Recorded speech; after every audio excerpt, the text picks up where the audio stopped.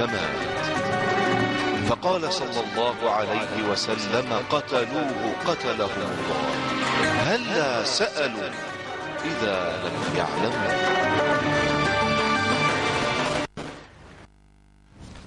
أعوذ بالله السميع العليم من الشيطان الرجيم، وصلى الله وسلم على سيد الأولين والآخرين نبينا محمد عليه أفضل الصلاة وأزكى التسليم. أيها المشاهدون الكرام، السلام عليكم ورحمة الله وبركاته. أحييكم وأرحب بكم معنا في هذا اللقاء العدد الجديد من برنامج هلا سألوا. إذن أحبة الإيمان، نتواصل وإياكم في هذا العدد الجديد معكم ومع الاستماع إلى أسئلتكم واستفساراتكم. 021 37 42 87 021 37 45 64 أرقام التواصل بيننا وبينكم. في مطلع هذا اللقاء أرحب بصاحب الفضيلة الدكتور سعيد بويزري، الأستاذ محاضر بكلية العلوم القانونية والإسلامية بجامعة زيوز. مرحبا فضيلة الشيخ، أهلا وسهلا بك. إذن أحبة الإيمان، نتواصل في سلسلة دروس الحج وتبصيرا لإخواننا الحجاج المقدمين على هذه العبادة العظيمة. وبعد أن تكلمنا على جملة من الأعمال التي يقوم بها الحاج يوم النحر ومبيته بمنى، نتكلم اليوم بحول الله وقوته عن طواف الوداع. طواف الوداع طواف يقوم به كل إنسان غادر مكة المكرمة وهو حاج أو معتمر. فإذا قدم الإنسان للحج أو العمرة فإنه يشرع له هذا الطواف. ومما جاء فيه قول نبينا عليه الصلاة والتسليم: لا ينفرن أحدكم حتى يكون آخر عهده بالبيت. ولهذا الطواف المشروع جملة من الأحكام والمسائل نبينها في هذا اللقاء مع حضرة الدكتور سعيد بويزري. وقبل الكلام عن أحكام ومسائل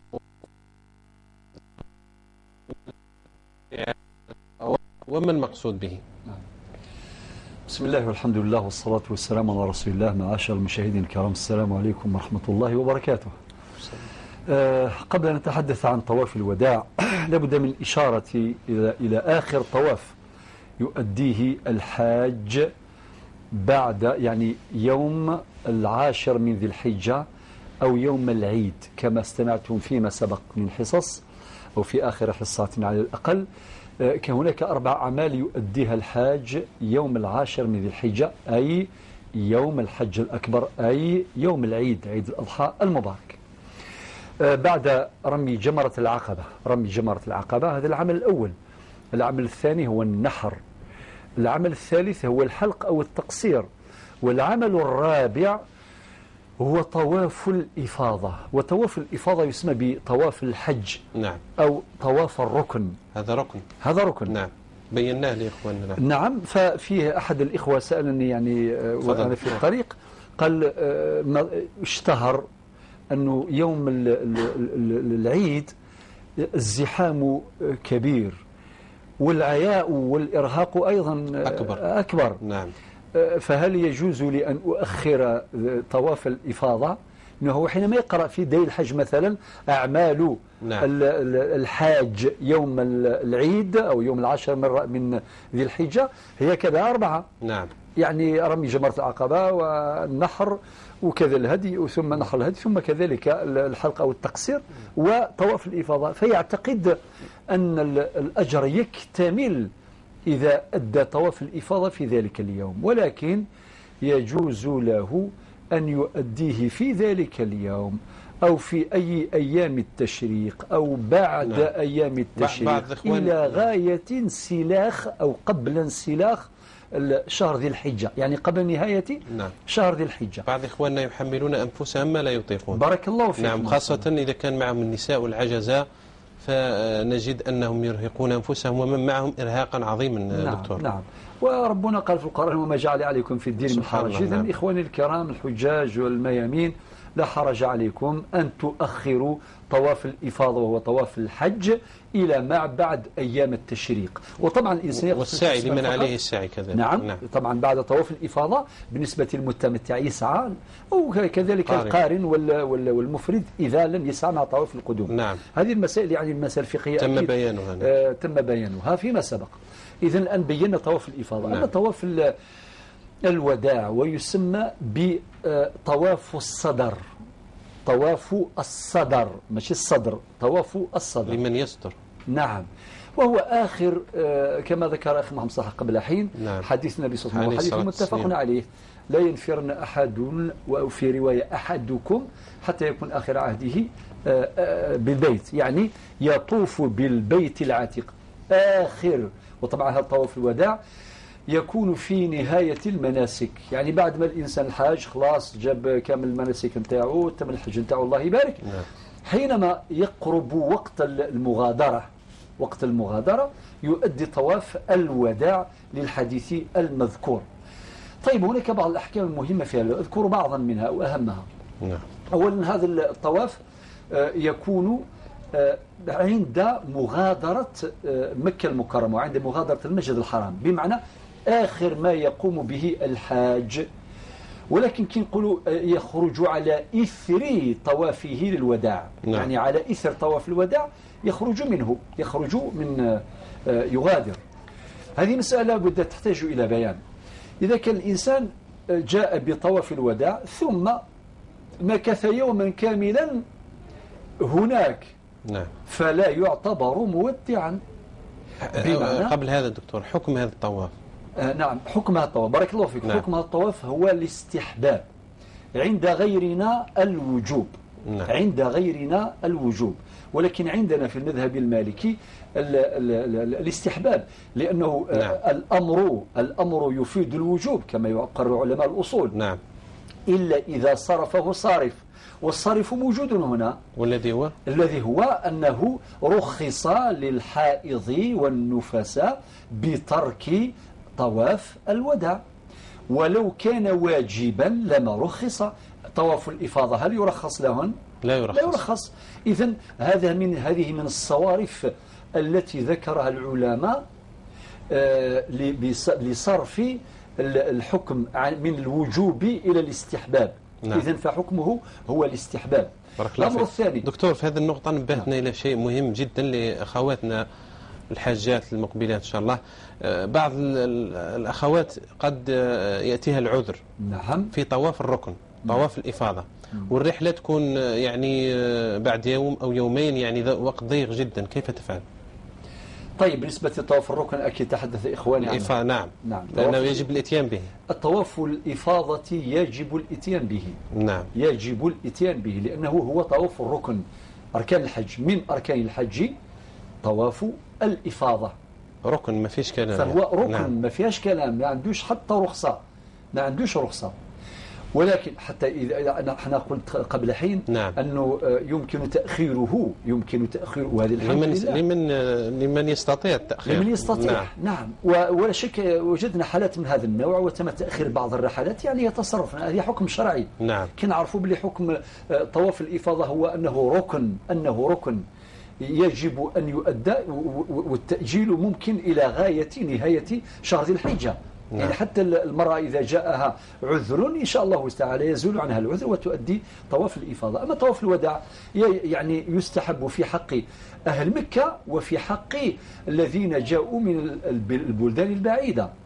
معنى ما يتصورش الإنسان غير اللي جاءوا مثلا من الجزائر، من المغرب، من مصر، من فرنسا، من دول أخرى، لا، حتى اللي من سكان مكة حينما يعني يؤدون مناسك الحج. نعم، بعد أداء مناسك الحج ويشرع في أو ينوي ويقرر المغادرة، يعني يستحب له، نقول بحكم استحباب عندنا وعند غيرنا بالوجوب، يستحب أو يجب عند غيرنا أداء طواف الوداع. كي تكلمت عن الإثر، لهم خصوصية أهل مكة أنهم يحرمون من مكة وأنهم كذلك ليس عليهم هدي لمن تمتع. نعم. يعني أشياء خاصهم الله، أسقطهم الله عنها، في أحكام خاصة بأهل مكة أسقط الله عز وجل عنهم، وهذه لذلك يجب لهم، يعني تشريفا لهم، ولا يجب، لذلك يجب الاستعداد المعرفي لكل من ينوي أو يعني يذهب يقبل على الحج. تبقى الممارسة الفعلية لأداء هي الأساس.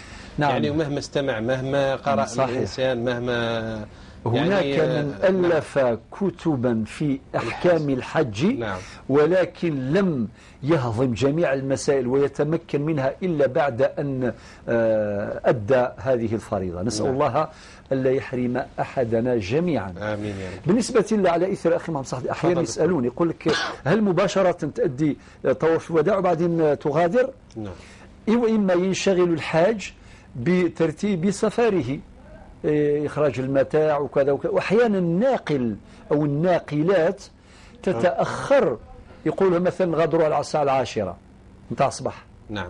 هكذا يعني المشرفين على البعثات يقول نغادروا مكة، نغادروا المسجد الحرام على الساعة 10 مثلا، هما يخرجوا على الساعة 7 أو الساعة 8 يروحوا يؤدوا طواف الوداع، يوصلوا ممكن يتأخر بهم الأمر إلى غاية الساعة منتصف النهار أو الساعة 1 أو 3 مساء. نقول لهؤلاء حكمهم حكم الارتحال، بمعنى ما عندهمش حرج. لماذا؟ لأن عندهم عذر، هم راهم يحضرون لسفرهم لمغادرتهم ولعودتهم إلى بلدانهم، والناقلة أو الناقلات تأخرت، هذا خارج عن نطاقهم، فالعذر قائم ويعدون في حكم المرتحلين، لذلك لا يجب عليهم إعادة طواف الوداع من جديد. نطرح صورة أخرى دكتور. نعم. في طواف الوداع الإنسان وقت مغادرته الساعة 7 صباحا. نعم. يعني البعثة والجهة المخولة أخبرت الحجاج أن موعد مغادرة الفندق والبيت الحرام الساعة 7 صباحا، يقوم هو بأداء طواف الوداع بعد صلاة العشاء.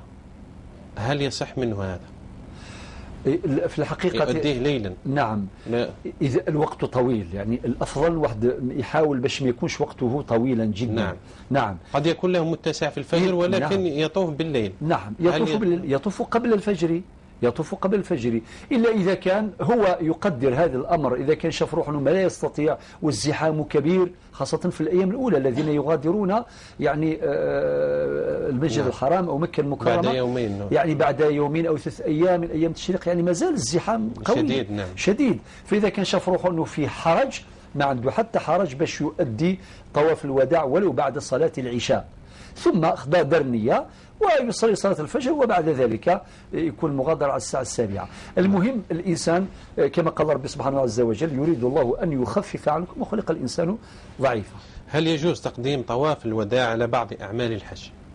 لا يجوز تقديم طواف الوداع على بعض أعمال الحج، فقط نعم. إذا كان واحد يعني دار طواف الوداع مع طواف الإفاضة. بارك الله فيك. المسألة أيضا مهمة. يجمع بينهما مع تقديم نية الركنية. مع تقديم نية ركن طواف الإفاضة اللي هو نعم. ركن الحج، مع تقديم نية الركنية، يقدم هذه النية وينوي معها طواف الوداع. هم يجيبهم في زوج إذا شاف روحه بلي ما عندوش وقت كافي. نعم. ما عندوش وقت كافي باش يؤدي طواف الإفاضة ثم يؤدي طواف الوداع، يجمع بينهما، نسأل الله القبول. آمين إن شاء الله. من الذي يسقط عنه هذا الطواف؟ يسقط الطواف عن المرأة الحائض. نعم. وعن النفساء وحتى عن العاجز والمريض. نعم. بارك الله فيك. بالنسبة للعمرة. نعم. العمرة هل فيها طواف وداع؟ نعم. والعمرة أيضا، وأخي محمد صالح أجاب عن هذا السؤال في مقدمة نعم. كلامه للتذكير والتنبيه. نعم للتذكير والتنبيه. بارك الله فيك. الإنسان الحاج أو المعتمر قبل ما يغادر مكة المكرمة، آخر الحديث واضح. نعم. لا ينفع آخر عهده بالبيت، حديث متفق عليه عند البخاري ومسلم وعند غيرهما. نعم. بمعنى آخر حاجة يؤديها يودع البيت العتيق بهذا الطواف. هناك من قال أن طواف الوداع أشبه بطواف التحية. ابن عرف المالكي يقول نعم. لكل مسجد تحية، وتحية المسجد الحرام الطواف. هكذا الإنسان كي يوصل إلى البيت العتيق أو المسجد الحرام أول حاجة يؤدي هذه التحية. إذا دخل أي مسجد من المساجد في غير هذا المسجد يعني يصلي ركعتين فقط، تسمى ركعتي تحية المسجد. نعم. ولكن اللي يروح للبيت العتيق يروح للمسجد الحرام يؤدي الطواف. ولكن إذا كان الأمر ميسورا هل الإنسان ما يقدر يؤدي الطواف؟ يعني نعم. صعب جدا. ربما يتاح هذا الأمر للبعض ولا يتاح يدخل ويركع ركعتين مباشرة. يدخل ويركع ركعتين عادي. لكن هناك اللي شبه طواف الوداع بتحية المسجد. يعني المسجد الحرام اللي هو الطواف، اللي يدخل أول مرة المسجد الحرام يدخل مباشرة يدير طواف تحية، ويغادره يودعه بطواف آخر يسمى طواف الوداع. ويسأل الله عز وجل في هذا الطواف أن يعود مرة أخرى وأن لا يحرم من طواف بالبيت العتيق ما دام حيا أو ما كان حيا. آمين إن شاء الله. بالنسبة للركعتين، نعم. هل تشرع ركعتين بعد هذا الطواف، طواف الوداع؟ نعلم أن بعد كل طواف هناك ركعتين يركعهما الإنسان خلف المقام إذا تيسر له ذلك. نعم، تشرع ركعتان بعد طواف الوداع. بعد الطواف يؤدي ركعتين خلف مقام إبراهيم، ركعتين. الأولى يقرأها بسورة الفاتحة وقل قل يا أيها الكافرون، والثاني يقرأها بسورة الفاتحة وقل هو الله أحد، ثم يودع. إذا أتى بهما في الفندق أو هل يكفيه ذلك إن شاء الله؟ يعني إذا كان فيه زحام، إذا كان فيه حرج. طبعا حينما نقول خلف المقام ليس شرط أن يصلي خلف المقام، وهذا أمر فيه حرج شديد وازدحام شديد جدا. لا تلقوا بأيديكم إلى التهلكة. وهذه طبعا النصائح قدمت كلها إن شاء الله للحجاج الميامين. واحد يبتعد بقدر الإمكان عن أماكن الزحام، وفي أي مكان متاح في المسجد الحرام يصلي ركعتين، حتى إذا تعذر ذلك ممكن يصليهم حتى في بيته أو في فندقه. نسأل الله أن يتقبل منا إن شاء الله. دكتور، نختم بهذا الشيء الذي يتكلم عنه بعض الناس، الرجوع قهقرة، يعني ما يجعلش البيت وراء ظهره. هل فيه شيء ورد لا في لا ذلك؟ لا لا، ليس في ذلك شيء إطلاقا. لو صح ذلك يعني لحدث ازدحام آخر من نوع آخر، نشوف الناس يوليوا مارشارير، يعني شيء غريب جدا.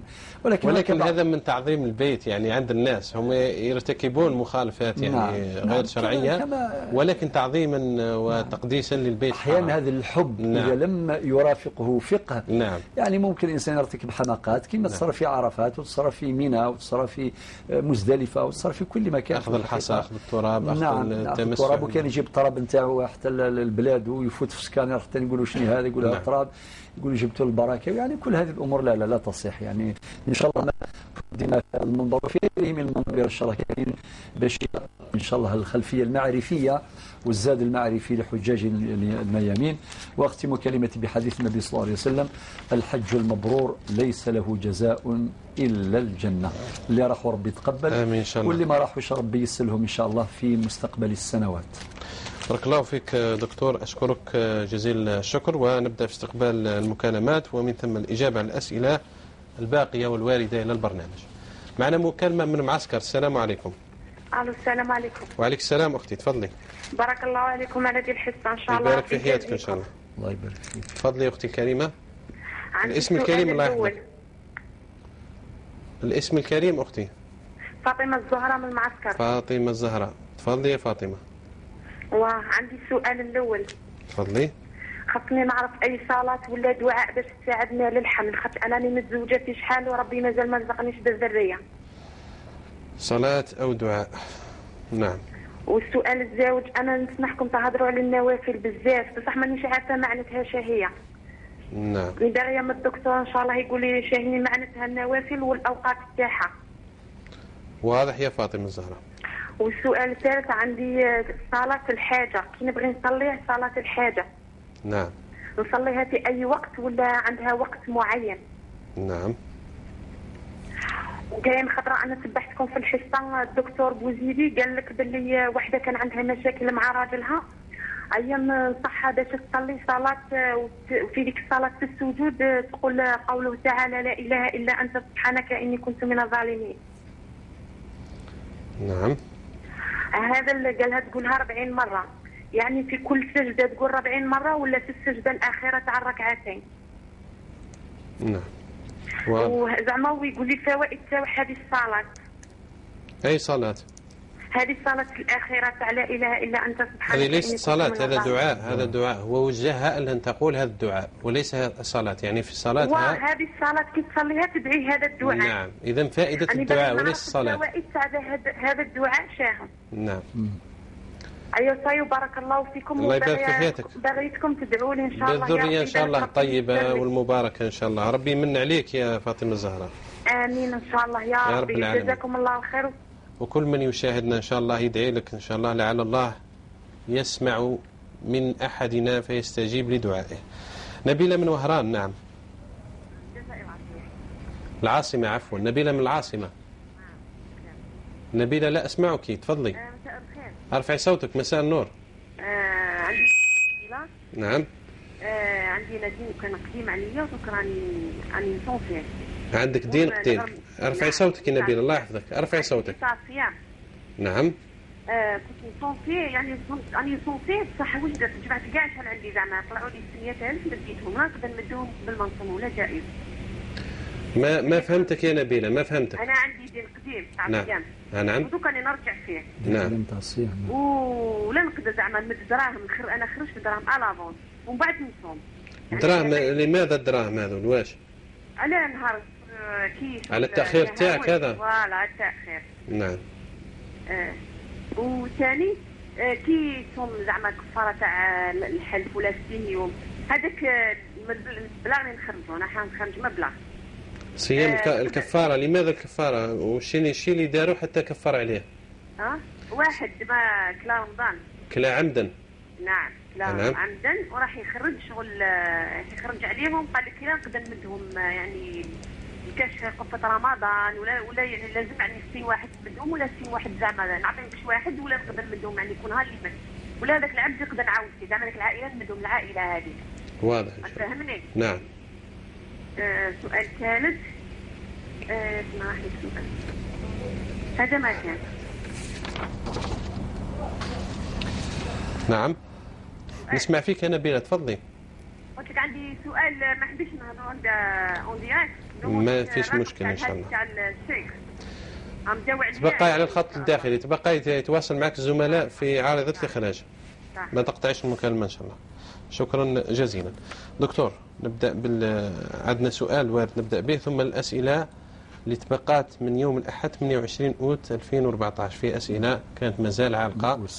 أخونا محمد من البويرة وخديجة من فرنسا، والأحد الماضي فيها الصادق من العاصمة والزبير من العاصمة. سؤال وارد دكتور. الأخت أفنان هبة الرحمن تسأل، تقول أنها مقبلة على الدراسة في شهادة الماستر، متحيرة بين الدراسة في تخصص أصول الفقه أو الفقه المقارن. الله يبارك. هذا في هذا طلبة يتابعون البرنامج ما شاء الله ما شاء الله ويحرصون على مشاهدة حلقات. الله يبارك. بماذا تنصحها فضيلة الشيخ؟ بارك الله فيك بنتي، أسأل الله لك التوفيق. آمين إن شاء الله. في دراستك وإن شاء الله تخصصي العلوم، علوم الشريعة، وتخدمي بعلوم الشريعة إذن وتنشرينها إن شاء الله تعالى. ولكن في الحقيقة الرغبة لها وزن كبير في اتخاذ القرار. نعم. وكلاهما خير، يعني علم أصول الفقه وفي التحصيل كذا. في التحصيل علم أصول الفقه الإسلامي من العلوم الجليلة جدا، لأن علم الأصول يقدم لك القواعد والأدوات التي تمكنك من العودة إلى مصادر التشريع، إلى الأدلة التفصيلية للفقه من مصادرها الأصلية. نعم. فعلم الأصول يعني علم جليل القدر بالمناسبة. لو كان تروح الكتاب المقدمة مقدمة ابن خلدون وهو يؤرخ العلوم قال كلاما طيبا، لأن علم الأصول من العلوم التي مستحدثة في الأمة.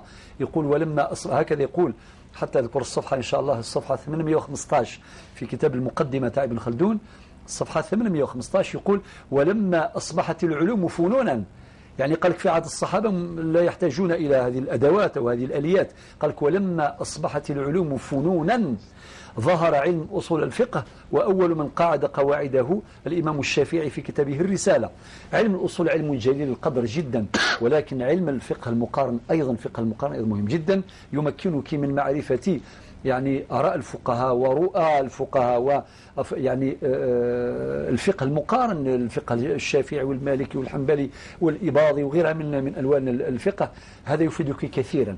حبي نصيحة تاعي، روحي الفقه المقارن، ومع ذلك درسي بالتوازي علم الأصول، ولكن كتخصص أنصحك قناعة بدراسة الفقه المقارن. هذا تطلع وتوسع الآراء والمذاهب الفقهية. نعم، وطبعا هذا يعني يكسبك ملكة فقهية كبيرة جدا، لأنه حتى وأنت تدرسين الفقه المقارن بالضرورة تدرسين علم الأصول. نعم. لأنك تقرأ مثلا أصول المذهب المالكي، أصول المذهب المالكي تجدين يعني أصولا مشتركة بين الفقه المالكي وسائر الفقهاء عند باقي الفقهاء، وتجدين من فرد به الفقه المالكي مثلا كعمل أهل المدينة كأصل من أصول التشريع في الفقه المالكي. إذن وأنت تدرسين الفقه المقارن تكون في حالة اضطرار لدراسة علم الأصول. إذن إن شاء الله تأخذين الفائدة معا، تأخذين الحسنين معا إن شاء الله تعالى. منذ مدة وقفت على كلام الشافعي، هو من أسس لأصول الفقه، هو أول من وضع هذا قواعده. نعم. قال: وددت أن الخلق كلهم تعلموا هذا العلم ولم يذكرني أحد ولم يشكرني فألقى جزائي عند ربي. إن شاء الله جزاؤه عند ربه، ونذكره للاقتداء والاحتذاء ولمعرفة أقدار الرجال. سبحان الله. وهذا الشافعي قال عن إمامنا الإمام مالك: إذا ذكر العلماء فمالكون النجم. شوف، رغم الاختلافات الفقهية بينهم، بالمناسبة نقول لك الفقه المقارن يفيدك مين باش تفرنا مشاكل، يعني تعاوننا في حل المشكلات. إذا كان واحد يعرف غير حاجة برك رأي واحد يمشي بها. وذكرنا اليوم طواف الوداع، قلنا عندنا مستحب عند غيرنا واجب، والسلام. أين صدر الشريعة يسع فتتسع صدورنا للاختلافات الفقهية، فتولي الاختلافات الفقهية هذه مصدر ثراء لنا، لا مصدر تضاد أو خلاف أو فتن أو مشكلة. أقرأ إن شاء الله، واللي قرب العلم إن شاء الله تعالى ينفعه ينفعه وينفع أمته إن شاء الله. حتى التفاتة جيدة في الحج وفي في النزول في مزدلفة. احنا مثلا عندنا النزول، احنا حط الرحال، ينزل ويحط الرحال ويمشي. والله غير معليش نقولها امام المشاهدين مباشره. يعني في مره هكذا في احد الحج، في حجه، يعني كان ازدحام شديد، مزدلفة أرض ضيقة، مزدلفة ضيقة جدا، يعني الناس يعني كان اللي مات وكان اللي خلاص بدأ ينفض، يعني حسوا الناس بواحد الحرج شديد. وبعدين قلنا لهم: يا ناس خطوا الرحال واكملوا. وحتى الناس الذين لم يقرأوا عن الفقه المالكي، منطق واحد قال: شكون اللي قالها؟ قلت له: الإمام مالك. قال: الله يرحم الإمام مالك، الله يرحم الإمام مالك، والحمد لله رب العالمين. يعني در رحمات. لا حاجتنا للاختلاف الفقهي عندنا النزول، وعند غيرنا أنه واجب بالمبيت. إذن أنا أترك مكاني لمن يعتقد وجوب المبيت، أترك مكاني لمن يعتقد النزول بالمزدلفة، وعند من يعتقد الانصراف عند منتصف الليل يترك لمن يمكث بالصلاة الفجر. هكذا نستفيد من الخلاف الفقهي. الله يبارك. الخلاف الفقهي يعني إن شاء الله رحمة بإذن الله تعالى، ما دام هي في الفروع وليست في الأصول. الحمد لله. الحمد لله. هذا كله يعني التخصص، يعني إن شاء الله ربي يوفقنا إن شاء الله. فقط الفهم، من يفتح الله عليه بفتوح الفهم، نسأل الله ذلك. محمد من البويرة، فضيلة الشيخ، سأل مجموعة من الأسئلة. أو هو أيضا راه يتكلم على مواضيع الاختلافات الفقهية وتصرفات الناس فيها، يعني تصرفات غير لائقة نقدر نسميها ونعبر عليها. بعض الإخوة يتصرفون تصرفات غريبة، فما حكمها؟ محمد من البويرة يسأل: لا يسمعون لموعظة الإمام عند الدفن في المقبرة. نعم، أولا الأخ محمد هذا طرح الأسئلة تاعو باللغة الأمازيغية كما أذكر. واسمه محمد بوعشرين، ذكر اللقب والاسم تاعو، جزاه الله خير. نجاوب بالعربية وبالقبيلة باختصار شديد مادام الوقت يعني في مجموعة كبيرة. أولا هؤلاء نقول ربي يهديهم، وربي يهديهم، لأنه النبي صلى الله عليه وسلم كي يدفن الميت يقول: استغفروا لأخيكم وسألوه التثبيت فإنه الآن يسأل. دلوا الدعاء جهرا ولا سرا في قلب، كل ذلك يجوز. قلنا قبل حين: صدر الشريعة يسع، لماذا تضيق صدورنا ولماذا نحرج أئمتنا؟ الفقه لهؤلاء يقول لك أنه أمر بالاستغفار فقط. لما يرد عليه؟ يعني قال لك: استغفروا لأخيكم. أنصحهم بقراءة ما كتب الإمام النووي في هذا الموضوع. وكتب كثيرة وأقوال كثيرة للعلماء، فقط ما يسمح ليش الوقت لأنه في أسئلة كثيرة. نقول إذا كان لازم نرجع لهم، نقول هذه احنا في مجتمعنا لتكرر هذه الأسئلة. كم من عالم في الجزائر كان هو اللي يدير هذيك كلمة التأبين هناك، يعني من العلماء الكبار اللي حضرناهم وعرفناهم، اللي مات منهم الله يرحمهم، والأحياء ربي يحفظهم. إذن هناك تواتر، تتابع في هذا الأمر. لماذا يأتي الآن إنسان مباشرة ويقرأ ربما جملة من في كتاب أو في كتيب صغير وينكر ويتنكر لكل هذا التراث لكل، ثم أين يضر؟ يعني إذا كان هذاك الإنسان واحد منهم رفع يديه للدعاء ودار كلمة علمية الله يرحمه ويوسع عليه، إذا كان الله يبارك رجل صحيح يذكر بعض أفضاله للاعتبار والاحتذاء، وليس إلا فهذا أمر جائز. إذن مثلا غسي أبو 20 أنشتاقي جوز وين مريم مثل مذان ما يسد الإمام وين ذا مغار نظيون ذا مسنوذين غادي فيك أول زيذن أدي يهضر في الميت أدي يهضر في الموت أدي سمكتي وقاد يعني يغفلن الأمر يجوز الشرعي وقاد يعني خدمنا كدني ذا كثني هذور ربي كان وقاد رجلا يقارنش من خطر البدعة. نعم. مقاطعة الأعراس وعدم حضورها. إنكار المنكرات الموجودة في الأعراس هذا أمر مشروع، بمعنى إذا كان شفنا أي منكر والمنكرات كثيرة، هذاك الاختلاط منكر وشرب الخمر هذاك منكر وبل من أشد المنكرات بلاء. نعم. وهذاك التصوير بلا حدود يصوروا بعدين يرموها على الفيسبوك يعني مواقع التواصل الاجتماعي كل هذا منكر. وكذلك الكورتاج هذوك اللي يديروهم يعني مواكب نتاع الأعراس زف العروس نتاع 60-70 سيارة وزقاو العياط ويعطلوا مصالح الناس ويديروا لهم كومبرمول ازدحام في الطريق، كل هذه من المنكرات واحد يقولها جهرا. كذلك أمر آخر التبذير اللي راه موجود كذلك، يعني أشياء هذه نعم قلها.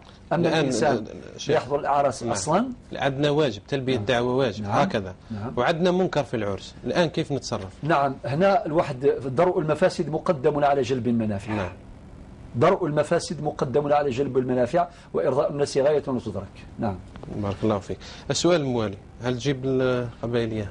نجاوب. نعم. ثم غريوين ثورنا الفطريك ظهرنا ثم غريوين طاس. أما ذلك ورتجا قدرنا أما الديسك جوكين خدمنا الماء الصباح أما ذي الاختلاط الني وقادر ندان شراب ندان خدمنا أين نديري ذيري تسيد سيلقا نبه فلاس ماذا غيون ولا قال هذه اللي متشددة تفصيل زمشني قارنا كني أكي محترار في مغريون وكذا لا كويزي مذانان إلا أنت الأرحام ديالنا غلق صلة الأرحام يوني ساولا إلى أسن بالدعوة كندينا النبي صلى الله عليه وسلم. ذا كان السؤال الثالث. السؤال الثالث، حمل العصا في خطبة الجمعة للإمام. توكل الإمام على عصا مستحب، هو من المستحبات المؤكدة أو من المندوبات المؤكدة لفعل الرسول صلى الله عليه وسلم ولفعل الخلفاء الراشدين أبو بكر الصديق وعمر بن الخطاب عثمان بن عفان علي بن أبي طالب وكذلك الأئمة اللي تبعهم بعد ذلك. إذن هذا أمر مشروع. وسنة الأنبياء قال هذه عصاي وعليها. نعم. وأهش بها على غنمي ولي فيها مآرب أخرى. نعم. فيها الله تعالى يسأل موسى. نعم. لذلك يجمع في الخير. نعم. ويجي واحد الآن أحيانا بعض الناس شاب يدعى باش يدير درس ولا يدير الخطبتين يلقى العصا موجودة، يعني الإمام اللي كان موجود ثم أصلا كان نحط العصا ثم كان يديرها ويجي يستعملها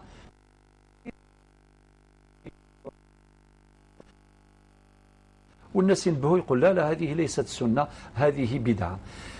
نقول ربي يهديهم وكذاكي ونقبل على الشوارع قالت يهضو ربي ثوريون ما يخدم الظلم بلا كوازنين بلا ماشي يجوز ليس يجوز عادي، ولكن ما إلا ثلاثة السنة ما كدنا النبي صلى الله عليه وسلم الخلفاء الراشدين أبو بكر الصديق عمر بن الخطاب عثمان بن عفان علي بن أبي طالب وكذلك السنة الأنبياء أين لهان يخدم بنادم ولا قال في خالفين والفني مثلا أي ثمثني وضم ربي يعني يخدم ثار الفتنات بلا السبة. نعم. الشيخ عبد الوهاب بن مهية للتذكير دكتور جمع رسالة ومجموعة من أحاديث النبي صلى الله عليه وسلم واستخلص وبين فيها أن النبي عليه الصلاة والسلام كان يحمل العصا وما خطب إلا نادرا بغير العصا. حديث من الصحيح أو يعني قوس. نعم الصحيح. نعم.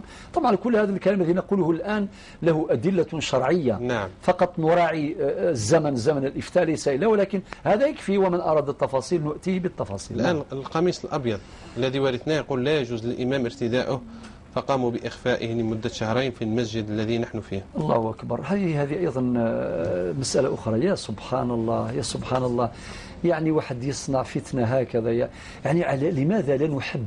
عمر بن الخطاب قال لا تبغض الله إلى عباده. نعم. يعني واحد يدير مثل هذه الممارسات وهذه السلوكات ربما تخلي بعض الناس يهربوا من المساجد.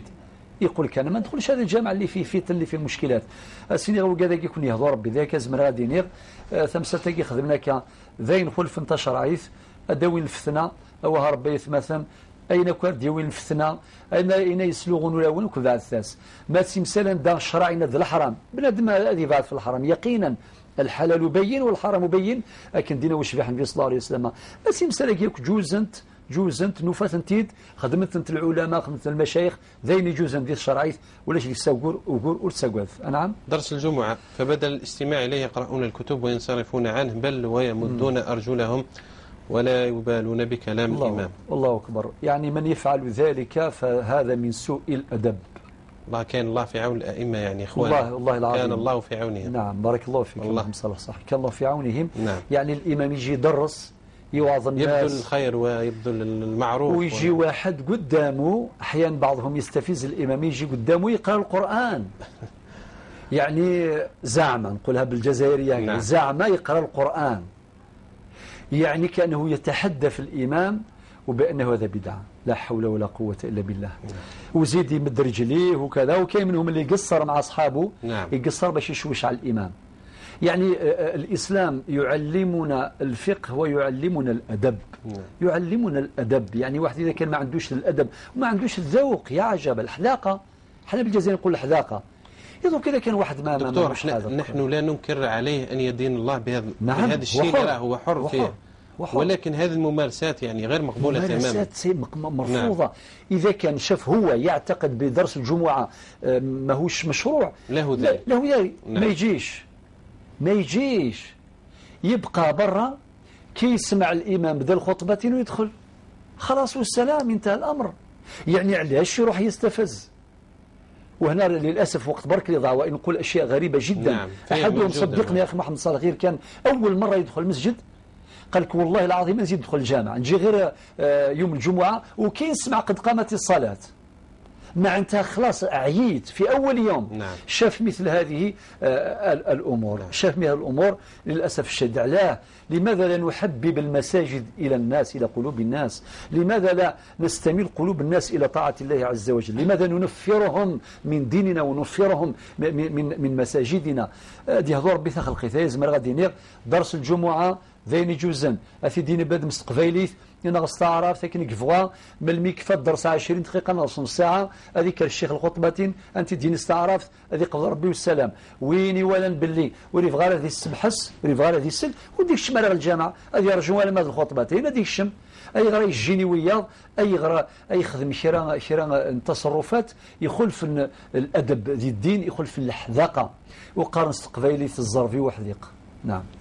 الله المستعان. زكاة الفطر وإخراجها نقدا والإنكار الشديد على من يفعل ذلك والكلام أنها يجب إخراجها طعاما وغير ذلك. الله أكبر. يسأل محمد بوعشرين من الله الغيرة. أكبر. يا سي بوعشرين بارك الله فيك عطتنا كاع هذه الهموم إن شاء الله تكون فيها فائدة.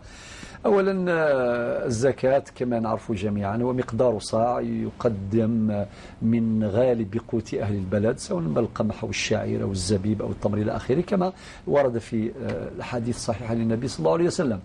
طيب سيدي ولكن هل يجوز إخراجها نقدا؟ الجواب الصريح الواضح الدقيق يجوز إخراجها نقدا. المشكلة مش في الجواز وعدم الجواز. نعم. المشكلة في الإنكار. الآن المشكلة في الإنكار. هو يقرأ آثار عن الصحابة عن سعد بن معاذ عن عمر أمروا بإخراجها نقدا وربما لا ينكرون هذه الآثار ولكن الخلاف الآن موقفهم من خلاف العلماء والفقهاء في هذه المسألة الإنكار أن ينكر على من يخرجها نقدا. نعطي لهم قاعدة ذهبية. نعم. لا إنكار في مسائل الخلاف.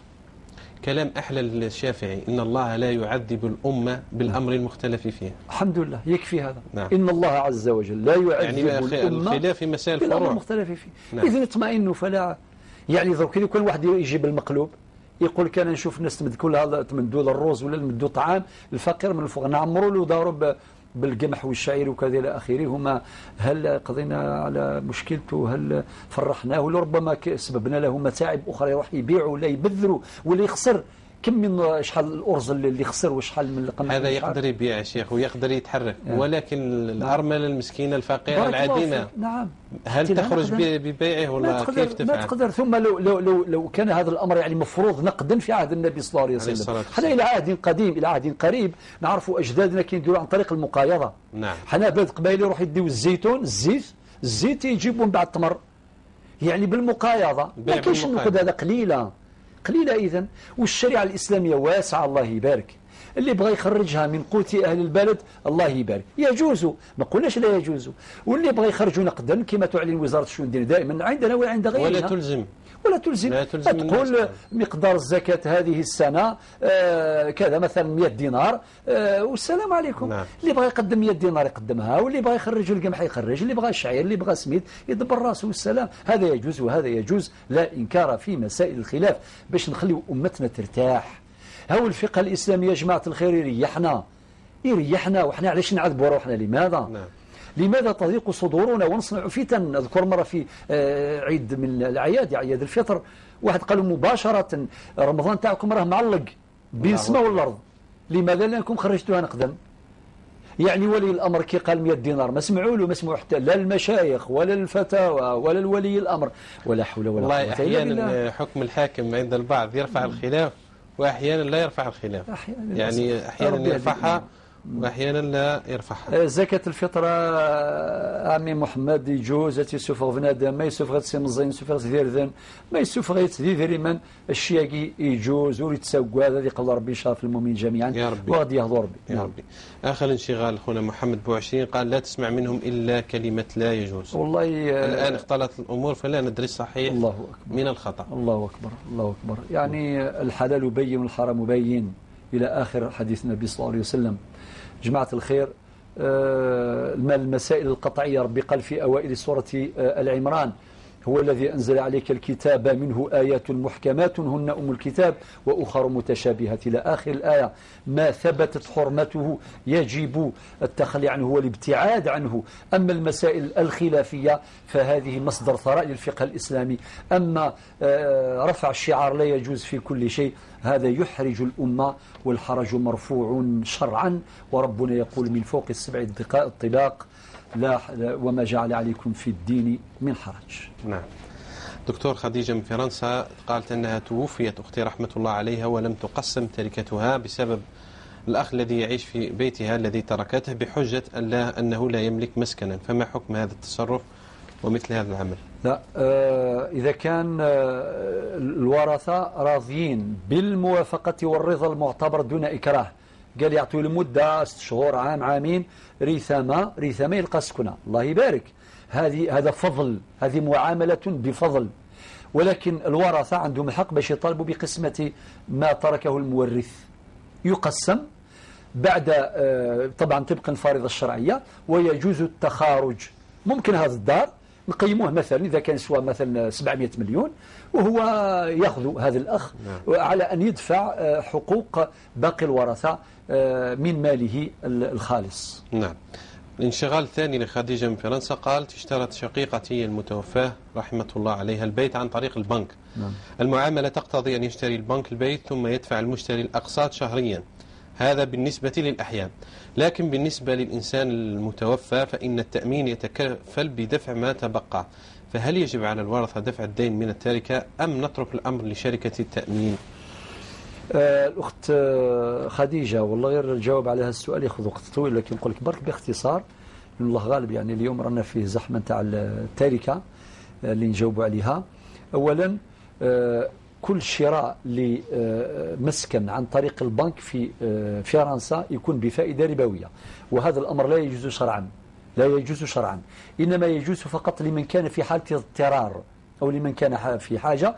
الضرورة تبيح المحظورات والحاجة تنزل منزلة الضرورة، وربنا يقول في القرآن الكريم في سورة البقرة الآية 173 يقول فمن اضطر غير باغ ولا عاد فلا إثم عليه.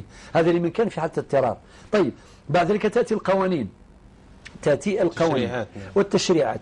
هنا الإنسان اللي يعيش في دولة من الدول يحترم تلك القوانين والسلام. فإذا كان ابتداء يجوز له أن يشتري هذا المسكن لضرورة أو لحاجة فيبقى الحكم أو تبقى الفتوى مرافقة لهذه العملية إلى النهاية، حتى ولو بعد وفاة هذا الإنسان صاحب الرخصة، والفتوى تغير بالتغير المستفتي. نعم. الأحد الماضي اتصل صادق من العاصمة وسأل شخص عليه قضاء الصلاة لأكثر من 10 سنوات، يقضيها قبل الفجر، فهل يجمع نية القضاء والقيام معا؟ الله يبارك سي صادق من العاصمة. أولا نعطيك الصحة، مادام عندك نية باش تقضي ما فاتك من صلوات يعني اللي فاتوا، هذا أمر مطلوب وجزاك الله خير، ولكن تصليها قبل الفجر الله يبارك ما شاء الله، وتجمع بين النيتين، نية القضاء ونية القيام، على أن تسبق نية القضاء على نية القيام، وهذا أمر جائز باش تجمع بين النيتين. نعم. يقول صلينا الجنازة على امرأة ماتت رحمة الله عليها، وبعد فراغنا اكتشفنا أن المرأة الميتة لم تكن موجهة للقبلة، فطلبت من الإمام إعادة الصلاة فلم يفعل ذلك، فهل الصلاة صحيحة؟ الصلاة صحيحة، ولا يجب على الإمام وعلى الناس إعادة هذه الصلاة. نعم. أخونا زبير من العاصمة مسأل، يقول عملت بفرنسا وأنا الآن متقاعد وتقاضى منحة بالأورو، فحين أقدم زكاة الفطر، هو قال زكاة الفطر يا شيخ، نعم، وربما يقصد أيضا الزكاة المالية، نعم، قال هل أقدمها بالأورو أم بالدينار؟ زكاة الفطر قدمها بالأورو ولا بالدينار؟ ما كانش، ولكن في البلد راك عايش هنا في الجزائر تقدمها بالدينار، إذا راك عايش في فرنسا تقدمها بالأورو. طيب، أما الزكاة الركن، زكاة الفريضة، هذه إذا كان عندك مثلا 20,000 أورو ودار عليها العام مثلا، طبعا عندك أكثر من النصاب بكثير، تخرج 2.5%، وهذاك المقدار تخرجه كما هو بالأورو. وإذا كان حبيت تخرجه في بلادك ما كاش حرج، إذا كان لازم تخرج مثلا 500 أورو، شوف ما يعادلها، تقدر تتصل بأي واحد، وهذه تقبل النيابة في الجزائر، تقول له خرج ما يعادل 500 أورو بالدينار الجزائري للفقراء نتاع بلادك ولا نتاع القرية نتاعك ولا عائلتك، والسلام، وانت تقدم ذلك المبلغ، يعني خرجها في أي مكان، المهم تخرج ذلك المبلغ الواجب عليك، ويقدم للمستحقين حسب سورة الماء، سورة التوبة الآية 60، 8 أصناف، الفقراء والمساكين من السبيل إلى آخره، 8 أصناف، سورة التوبة الآية رقم 60. بارك الله فيك دكتور، شكرا جزيلا. أنتم مع الجزائرية الخامسة قناة القرآن الكريم ومع برنامج هلا سألوا. يعذرونا اللي ما أعطيناهم. نعم، معذرة فيه. نستقبل مكالمة. أم أحمد من ولاية بسة، السلام عليكم. أم أحمد نسمع فيك، تفضلي. السلام عليكم. اسمعيني من الهاتف. وعليك السلام ورحمة الله. أهلا وسهلا بكم. الله يعيشك، كنت نسمع فيكم في موضوع طواف الوداع. طواف الوداع وش به الحاجة؟ نعم، احنا المشكل زعما نفس الشيء اللي كنتوا تهضروا عليه، احنا قالوا لنا تمشوا نهار في رمضان، قالوا لنا تمشوا نهار ثاني عيد، طفنا طواف الوداع، ومن بعد روحنا الفندق، عاود لنا كتبوا لنا قالوا لنا كان تاخر نمشوا نلموا غدوه، زعما زادوا لنا نهار. ايوه، واحنا كنا ديجا طفنا طواف الوداع، بصح بعد رجعنا للحرم صلينا، قلنا واش نضيعوا صلاه الحرم اليوم هذاك، هل ترى هذا صحيح ولا لا؟ اولا. ثانيا، كاين اللي يقول لك طواف الوداع في العمره مش عاودتوا الطواف ولا لا؟ عدتم الطواف ولا لا؟ نعم، عاودتوا طواف الوداع ولا لا؟ لا، ما عاودناش. ما فيش حرج. ما عاودناش. نعم. وكان اللي يقول لك طواف الوداع تاع العمره مش جايز خلاص، يعني مش فرض كما تاع الحج. شكون قال هذا الكلام؟ والله سمعناه ثم في الحرم، كل واحد يقول لنا يفتحوا لنا كيما يحبوا. المهم دائما ان شاء الله الله يتقبل دائما نتصل طواف الوداع. من الصحه المشكل الخطر هذه كي اعطونا موعد باش نمشوا، ومن بعد قالوا سخرونا نحن طفنا وزادوا سخرونا نهار ما عاودناش طواف. نعم. ويقول لك ثاني قالوا لنا بعد طواف الوداع ما ترجعوش للحرم. نعم. يعني ترى هذا صحيح ولا لا؟ نعم. وشكرا جزيلا ويعطيكم الصحة إن شاء الله ليكم وللطاقم كامل كله. الله يعاونكم. شكرا. سليمة من سطيف، السلام عليكم. السلام عليكم. وعليك السلام سليمة. واش راكم صباح؟ الحمد لله. الحمد لله. حبيت نسقسي، عندي زوج أسئلة. مرحبا يا أختي، مرحبا. السؤال الأول. نعم. عندي وحدة اسمها صاحبتي. نعم. دارت هكذا معاصي. تسمعني. ربي يتوب عليها إن شاء الله. واصلي. إن شاء الله. هاي تابت وتبكي وظل تبكي، بغات تهضر معاكم بصح ما قدرتش. قالت لي سما ما على باليش، هي صارحتني وقالت لي قولي لهم مسكينة كانت مع مشاكل مع راجلها ودارت خيانة زوجية. لا بأس إن شاء الله. أختي سليمة، تتركي رقمك يتواصل معك الدكتور سعيد. وتتواصل معنا إن شاء الله ويفهمها في المسائل هذه. يفهمها إن شاء الله فيما تريد أن تسأل عنه. ما فيش مشكل إن شاء الله. سؤال ثاني. تفضلي. عندي زوج تاعي عنده السماحة الدراهم تاع البنية. نعم. ومن بعد ما بناهمش سما في 2013 اللي هزيناهم. يعني قرض، جعل قرض؟ دار قرض ولا كيف؟ لا عطاولي تاع بناء الريفي، اسمها بناء الريفي. هز 28 قريب عندها 9 شهور ماني هزها. نعم. هل قارة كي يدور عليها العام لازم نزكيو عليها؟ والله عنده عامين من اللي خذا هذه الأموال. كيف؟ عنده عامين من اللي أعطاوه المال هذا. لا عنده 9 شهور. 9 شهور يعني. نعم. واضح إن شاء الله. هزوا في جانفي 2013. واضح. في 2014. نعم واضح. وما من فضلك اعطيناها اسمها نمرة التليفون حتى هي هدر معها. ما تقطعيش المكالمة نتاعك يا سليمة. خاوتنا في العارضة الإخراج يتواصلوا معك. نسمع لي مكالمة صالحة من قلمة. صالحة تفضلي. الو. نعم يا صالحة تفضلي. انا صالحة من قلمة. مرحبا بك. مرحبا. سقسيتكم مرة عن الميراث. خير ان شاء الله تفضلي. وجاوبتوني ودوكا كي سالت فتاوي تاع قلمة. وعلاش اسمحي لي صالحة. 4 بنات. صالحة. وساكنت انا في قلت لكم مرة بناء فوضوي وله عقد اداري معك. نتذكر هذا السؤال. نتذكر. نعم. بابا توفى وبعد وراه عام 3 شهور توفات يمه. نعم. ضروري حابين نبيعوا هذا السكن 4 بنات مزوجين. نعم. كي احنا الفتاوى تاعنا ما قلنا يدخل معاكم عندكم في القسمه تاع بيكم. هذا البنيان هذا فوضاوي يعني ما عندوش. فوضاوي. سالتكم نعم. مره انت ولا الشيخ اللي كان وجاوبك. نتذكر انه جاوبك الشيخ موسى على هذه القضيه. موسى وبن عزوز والشيخ اللي معاه. نعم. ايه. ودركا كي رحنا الفتاوي تاعنا ما قالوا لنا لازم العام يدي من قسمه الاب والخال يدي من قسمه تاع الام.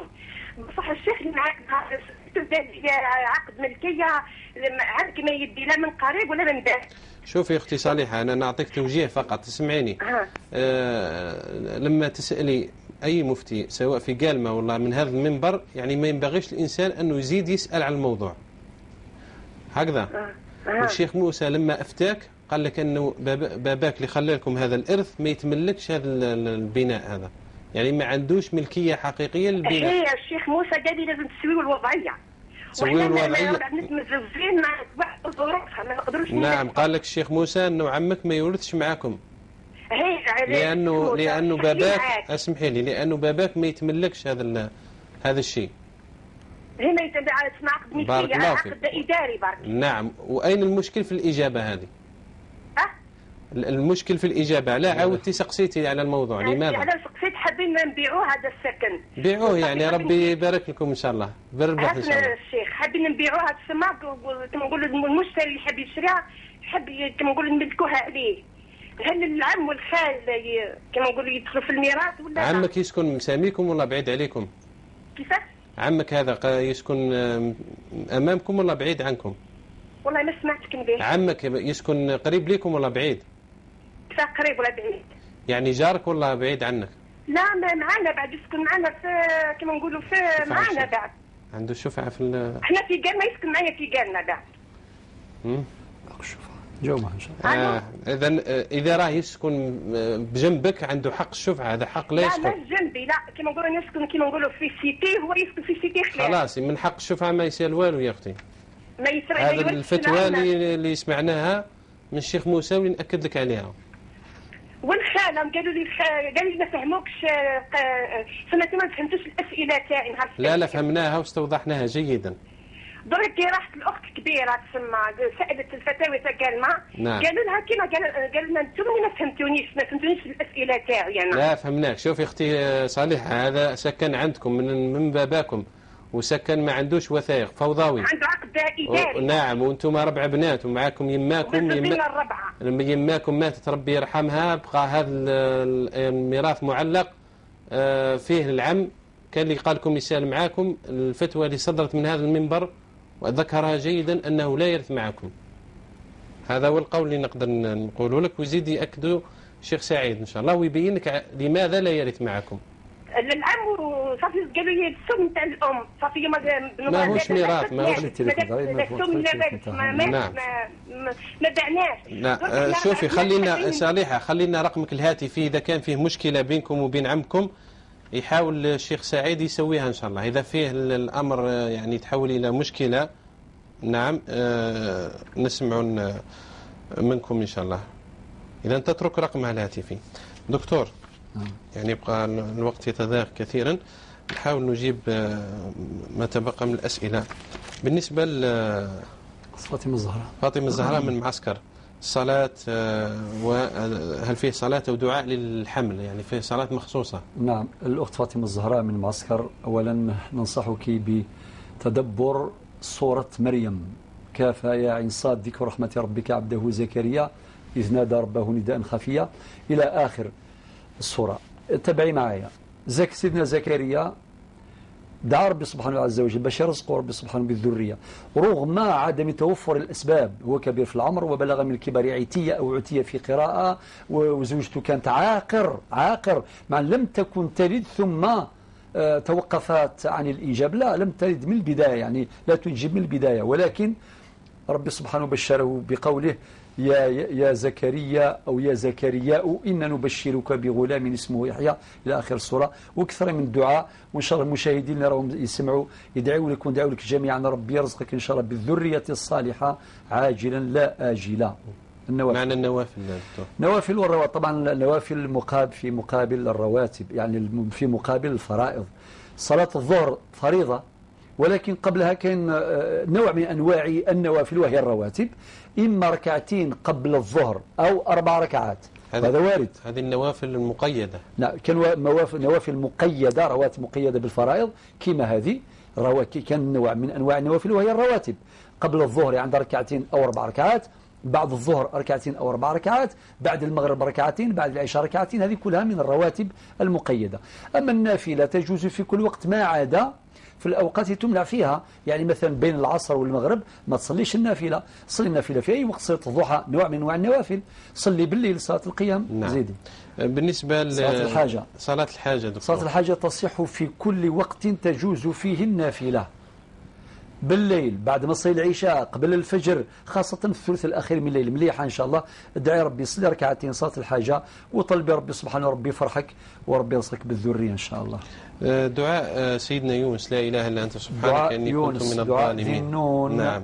لا إله إلا أنت سبحانك إني كنت من الظالمين. هذا الدعاء كما قال النبي صلى الله عليه وسلم يدعو به ربي إن شاء الله يفرج عليه. أكثر من هذا الدعاء، كما أنصحك الأستاذ بوزيدي أنصحك أيضا بالإكثار من هذا الدعاء. ما عندوش ارتباط بالصلاة، ما عندوش ارتباط بالصلاة. هذا دعي في السجود ولا بعد عقب الصلوات ولا في أي وقت، ولا في أوقات نزول المطر ولا في وقت السفر ولا في وقت المرض، يترصد الأوقات الفاضلة ويكثر من مثل هذا الدعاء. نبيلة، هل تخرج المال بالنسبة لتأخيرها اليدين القضاء من الصيام؟ طيب إذا كان يعني عندك قضاء الصيام ولم ما صمتش في هذاك العام حتى نضار عليه العام، يعني جاء رمضان واحد آخر، تقدمي فدية التأخير، تقدمي وهي قدمتها، قال أخرجتها مسبقا، قدمتها. نعم. ما دام قدمتها معناه إن شاء الله ذمتك بريئة، عليك القضاء ما عليك من الصيام. إعطاء مال الكفارة لجمعيات لتتكفل بقفة رمضان. لا، هذا بالنسبة لحصر العدد. نعم، هو المهم 60.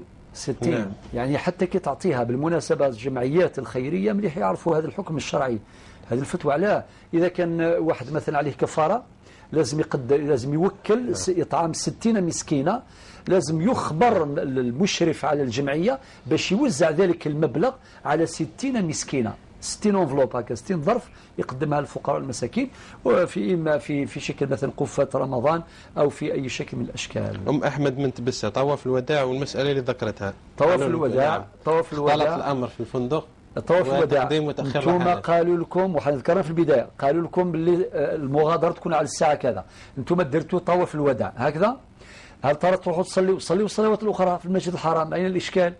ولكن إذا طال مدة، أنت قلتي بقينا تأخير يوم هنا إذن من تأخر يوما لا يعتبر مودعا بطوافه، إذن يندب له يعني مندوب عليه باش يعود يدي يعني طواف الوداع. وانتم ما عودتوش لا حرج عليكم، مستحب. ما تقلقوا ما ولا. نعم طواف مستحب ليس واجب، وهذا مستحب وليس واجب. العمرة ما فيهاش طواف شيء؟ لا موجودة. كل واحد يغادر يعني آخر العهد بالبيت العتيق بالمسجد الحرام نعم. أداء طواف الوداع لمن استطاع، والله لا يتوفق. بارك الله فيك دكتور. كلام معك يعني شيخ، ومع أخواننا واتصالاتهم وأسئلتهم من الغد إن شاء الله، ونجيب على الأسئلة الباقية الأحد المقبل بحول الله. السلام عليكم ورحمة الله وبركاته.